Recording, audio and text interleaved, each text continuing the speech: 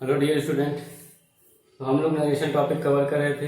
Narration topic में हमारा assertive sentence, interrogative sentence और इम्पेरेटिव सेंटेंस हमारा चल रहा था। इम्पेरेटिव सेंटेंस में भी काफ़ी कुछ हम लोग कवर कर चुके हैं। अब देखिए, आइए हम लोग उसके आगे कवर करते हैं। उसके आगे देखिए क्या है। देखिए कुछ इम्पेरेटिव सेंटेंस जो होते हैं, इम्पेरेटिव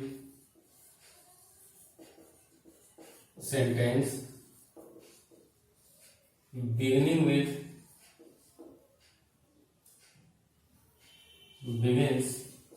with let। ठीक, यदि कुछ इम्पेरेटिव सेंटेंस लेट से शुरू होंगे तब हम इसको डायरेक्ट से इनडायरेक्ट में कैसे चेंज करेंगे, हमें आज ये वाला रूल पढ़ना है। यदि इम्पेरेटिव सेंटेंस लेट से शुरू होगा तब क्या करेंगे। तो देखिए, जब इम्पेरेटिव सेंटेंस लेट से शुरू होता है तो if imperative sentence begins with let then इस प्रकार के वाक्यों say that type of sentence किस प्रकार का भाव प्रकट होता है, प्रपोज। किसका भाव प्रकट होता है, प्रपोज या सजेस्ट। प्रपोज या सजेस्ट मतलब प्रस्ताव या सुझाव, प्रस्ताव या सुझाव। और किसका भाव प्रकट होता है, रिक्वेस्ट का। किसका भाव प्रकट होता है, रिक्वेस्ट अर्थात प्रार्थना का। ठीक, और किसका भाव प्रकट होता है, ऑर्डर का। ठीक, किसका भाव प्रकट होता है, ऑर्डर का। ठीक, तो देखिए, यदि इम्पेरेटिव सेंटेंस लेट से शुरू होगा तो उससे हमारा प्रपोज या सजेस्ट का भाव प्रकट होगा, रिक्वेस्ट का भाव प्रकट होगा और ऑर्डर का भाव प्रकट होगा। ठीक, किसका किसका भाव प्रकट होता है, प्रपोज या सजेस्ट, रिक्वेस्ट और ऑर्डर। तो जब प्रपोज या सजेस्ट या रिक्वेस्ट या ऑर्डर का भाव प्रकट होगा तो हम बनाते इसे कैसे हैं, डायरेक्ट से इनडायरेक्ट। तो आइए सबसे पहले हम लोग पढ़ते हैं प्रपोज वाला। अगर प्रपोज का भाव प्रकट होगा तो क्या करेंगे, प्रपोज या सजेस्ट। ठीक, प्रस्ताव या सुझाव। ठीक, तो देखिए, यदि प्रपोज या सजेस्ट का भाव प्रकट होगा तो आप क्या करेंगे, रिपोर्टिंग वर्ब का सेड किसमें बदल जाएगा, प्रपोज्ड में। किसमें बदलेगा, प्रपोज्ड में या सजेस्टेड में। किसमें बदलेंगे, प्रपोज्ड या सजेस्टेड में। यदि रिपोर्टिंग वर्ब का, ठीक, यदि इम्पेरेटिव सेंटेंस के लेट वाले वाक्य से प्रपोज या सजेस्ट का भाव प्रकट होगा तो इनडायरेक्ट बनाते समय रिपोर्टिंग वर्ब का जो सेट होगा वो प्रपोज या सजेस्टेड में बदलेगा।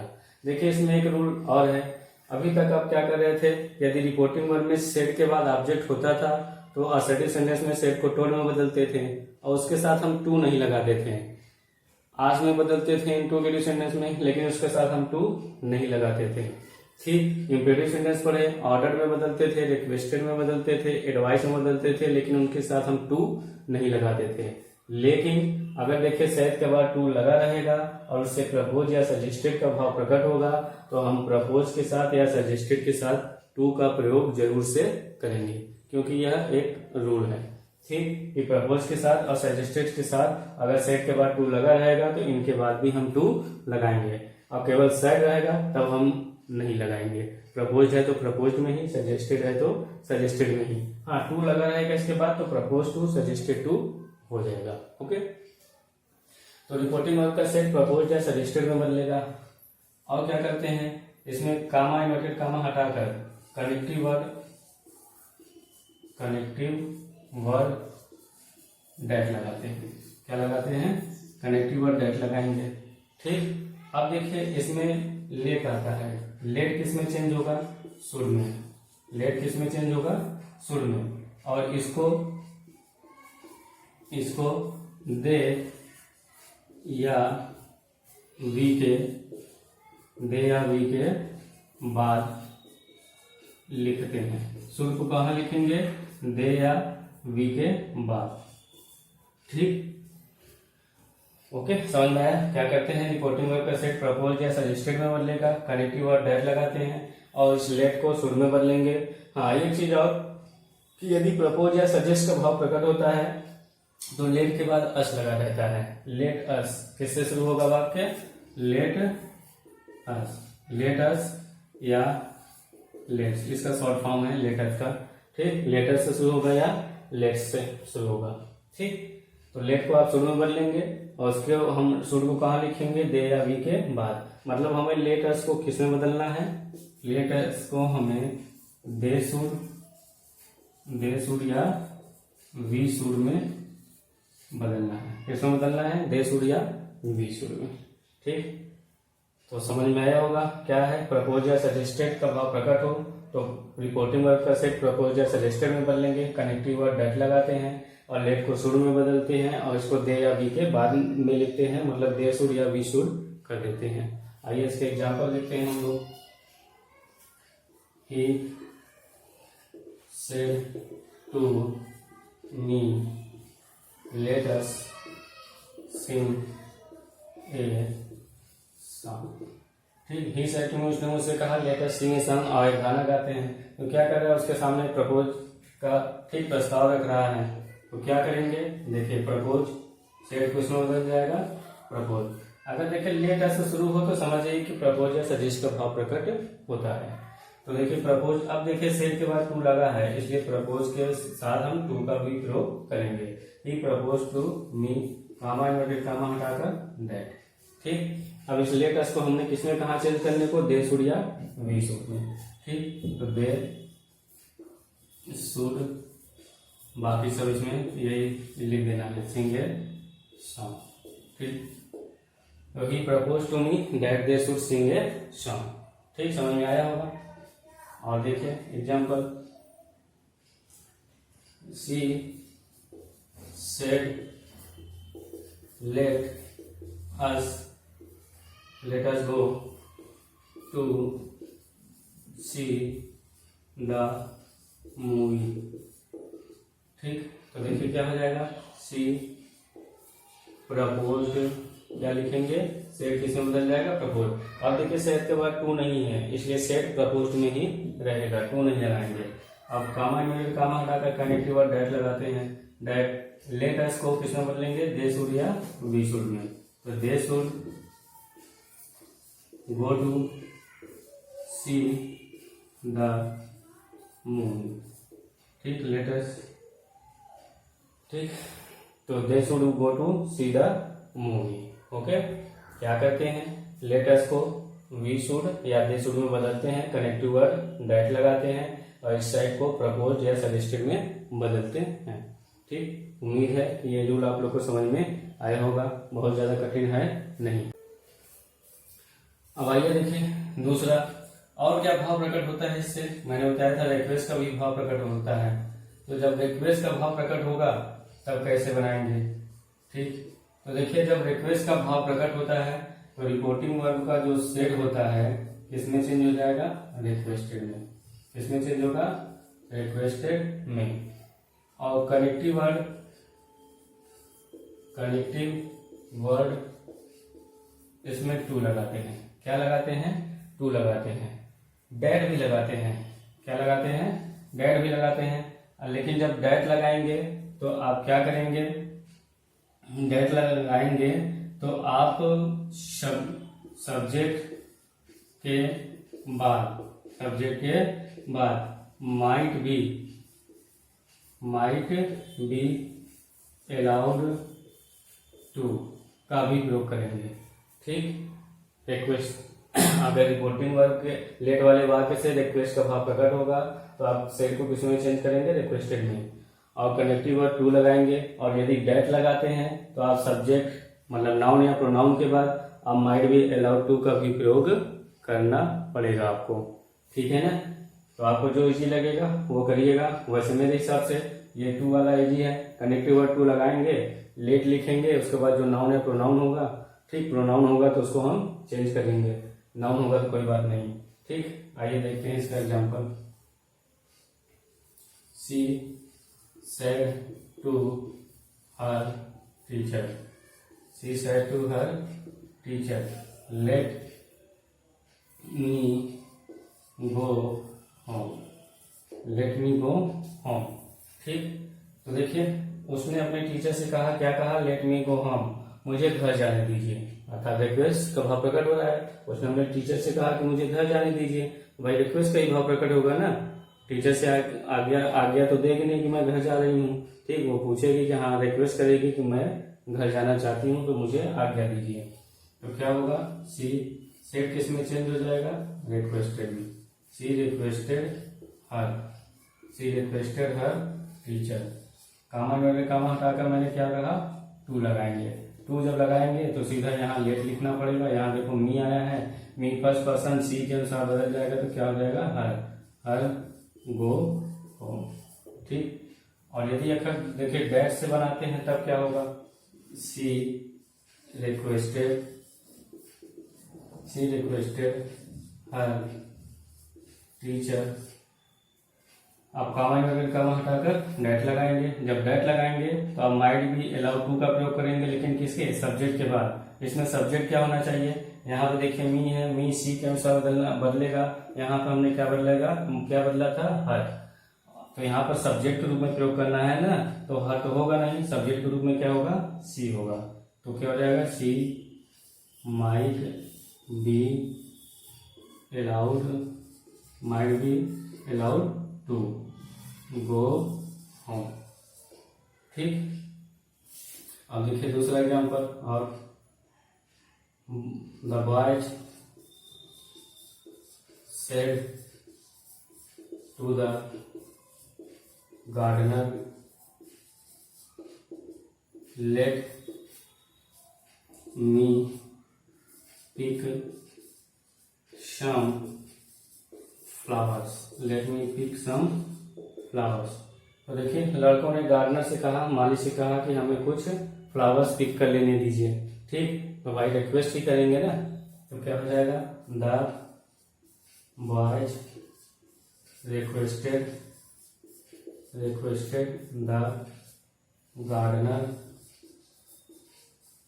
कामा करके कामा हटाकर टू लगाएंगे तो कुछ करना नहीं, बस लिख देना है। हाँ, मी आया है, मी बॉयज है, मी फर्स्ट पर्सन है, सब्जेक्ट के अनुसार सब्जेक्ट बॉयज है, तो क्या हो जाना चाहिए, ठीक, देम। क्या होगा, देम। क्यों, क्योंकि यहाँ पे देखिए बॉयज है, बहुत सारे हैं, इसलिए देम हुआ।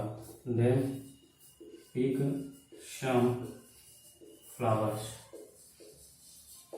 ठीक। अब देखिए इसको अगर डैश से बनाते हैं तब कैसे होगा, तो क्या हो जाएगा, द बॉयज रिक्वेस्टेड द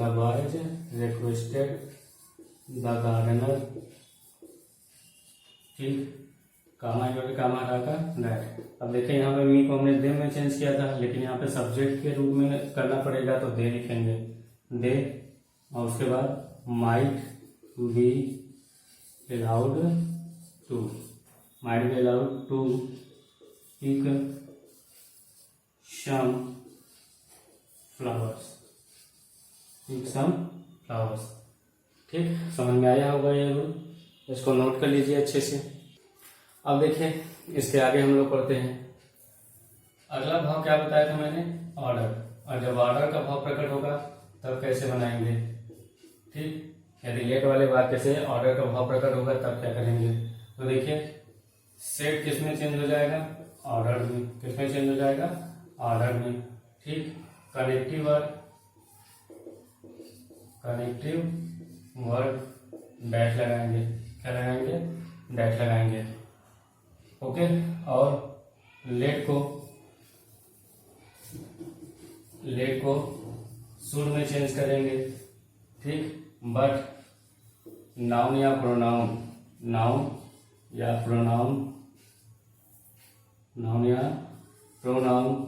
के बाद लिखेंगे, ठीक। क्या करेंगे, यदि लेट वाले वाक्य से ऑर्डर का भाव प्रकट हो तो ऑर्डर्ड में कनेक्टिव वर्ड डैट लगाएंगे, लेट को शुड में बदलेंगे, लेकिन किसके बाद लिखेंगे, नाउन या प्रोनाउन के बाद, मतलब सब्जेक्ट के बाद, ठीक। आइए एग्जाम्पल इसका भी देखते हैं। The king said let the man B set free. Let the man B set free. तो देखिए क्या हो जाएगा, राजा ने कहा कि आदमी को फ्री कर दो, मतलब आजाद कर दो, तो क्या कहा, ऑर्डर ही दिया होगा, ठीक। तो देखिए क्या हो जाएगा, द किंग ऑर्डर, ठीक। कामा हटाकर क्या होगा, मैंने बताया डैट, ठीक। अब लेट को शुरू में, लेकिन नाउन या प्रोनाउन के बाद, तो ये देखिए यहाँ पे सब्जेक्ट क्या है, द मैन शुड हो जाएगा, the man should be set free, ठीक। The king order that the man should be set free, okay. अब देखिए और एग्जाम्पल देखिए, teacher said to the students, teacher said to the students, let no one come late, let no one come late। तो देखिए teacher ने students से कहा कि लेट नो वन कम लेट, कोई भी देर से आएगा नहीं, अर्थात कोई देर से नहीं आएगा तो क्या, किसका भाव प्रकट होगा, ऑर्डर का। और जब ऑर्डर का भाव प्रकट होगा तो सेट किस में चेंज हो जाएगा, ऑर्डर में। The teacher ordered the students, ठीक। क्या करेंगे, कामा हटाकर डेट लगाएंगे, लेट को शुड में लेकिन सब्जेक्ट के बाद, no one should come late, no one should come late, ठीक। तो उम्मीद है आप सभी को ये रूल समझ में आया होगा लेट वाला, ठीक। तो इसको बढ़िया से नोट डाउन कर लीजिए और वीडियो को अच्छे से देख लीजिए एक दो बार, ये रूल आप लोगों को अच्छी तरह से समझ में आ जाएगा। इम्पेरेटिव सेंटेंस हमारा समाप्त हो गया है, इसके एक्सरसाइज भी आप लोग कर लीजिए अच्छे से, ठीक।